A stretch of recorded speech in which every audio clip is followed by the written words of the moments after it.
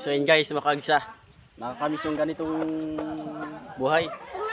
Yung buhay ano, bata. Yun know, naglalaro sila ng ano, trak-trakan ganito. Kasi nung bata pa ako makagsa, ganito rin yung ginagawa ko. Naglalaro ako ng kutsi-kutsihan, trak-trakan.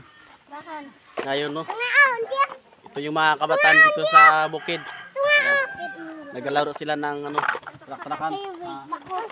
May biyahe mo yo. Di ba? Basta sumakay ko tano, dungkot puerto. Yan. Pasakay ko ha. Tigsaw pamasay. Ha? Tigsaw pamasay mo yo. 10. Yan mo kayo isaw.